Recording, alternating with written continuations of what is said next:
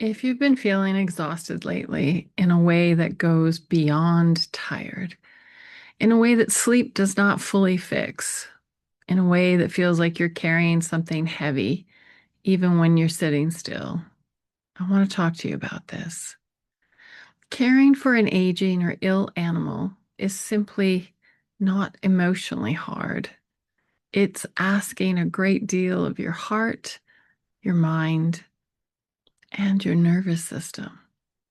And most people have no idea how much their body is actually holding until it starts to show up in ways that they now can't ignore. And often something else is beneath the surface that many people don't realize. As your animal ages or moves through illness, there often comes a moment when the illusion that there will always be more time begins to change. The reality that one day you will have to say goodbye no longer feels so far away. It now begins to feel real. And your nervous system is responding to this shift, not eventually, but now, already.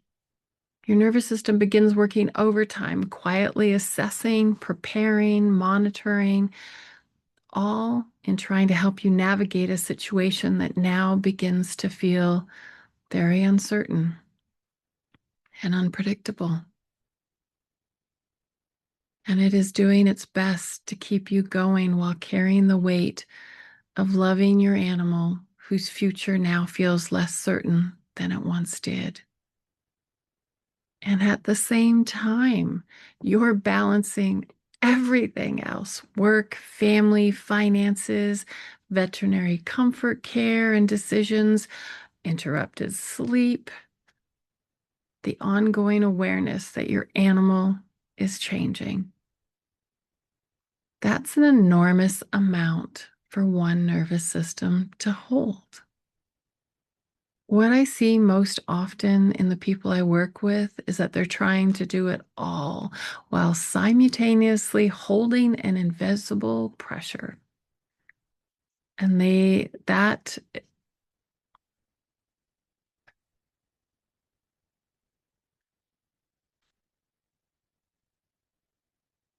what I see most often in the people I work with is that they're trying to do it all while simultaneously holding an invisible pressure, the belief that they should be getting it right, that they should be calmer, more informed, more prepared, more present, that they should know exactly what to do at every step.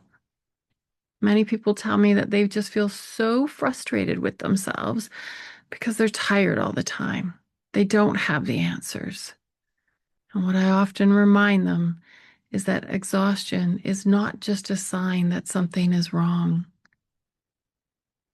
It's a sign that you've been carrying a great deal for a long time. Anticipatory grief is mentally, emotionally, and physically exhausting. Your nervous system is constantly taking in information, noticing changes in your animal, preparing for possibilities, making decisions, managing uncertainty, and trying to help to keep you going through it all.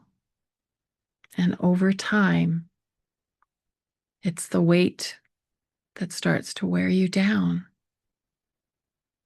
You may find that things that once felt manageable suddenly now feel very overwhelming.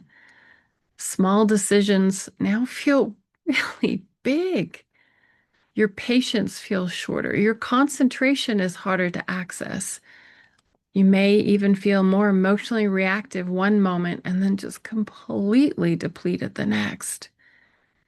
This is not because you're failing or not coping well enough.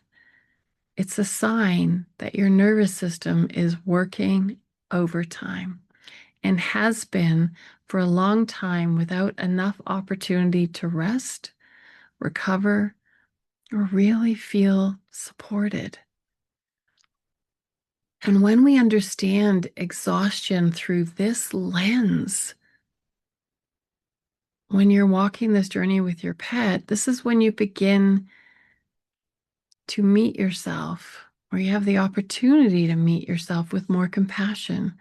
Instead of asking, hey, what's wrong with me? You can gently ask, what am I actually carrying right now? I want you to know that your body is responding to all of this, whether you realize it or not. This is not something you can simply think or control your way out of. When your nervous system is carrying so much, you often begin to lose access to self-compassion. And you become harder on yourself, more critical, more focused on what you have not done rather than what you have and continue to do.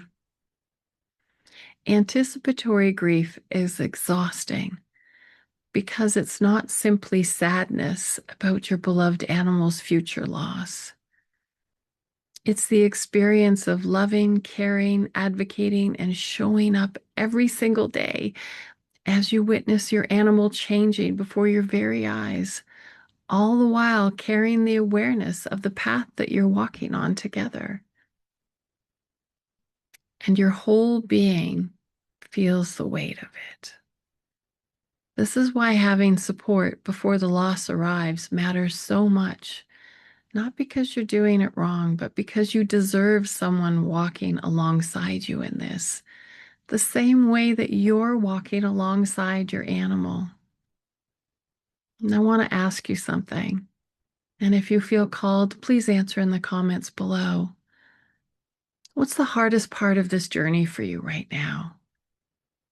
Not what you think it should be, but what it actually is. I'd love for you to share that because your answer may be exactly what someone else who's watching needs to read today. I invite you to follow along, follow my channel, like and share, join my newsletter. Come find me at endandafter.com and check out my links below. And if you found this video helpful and you know other people who are going through something similar, please share this with them.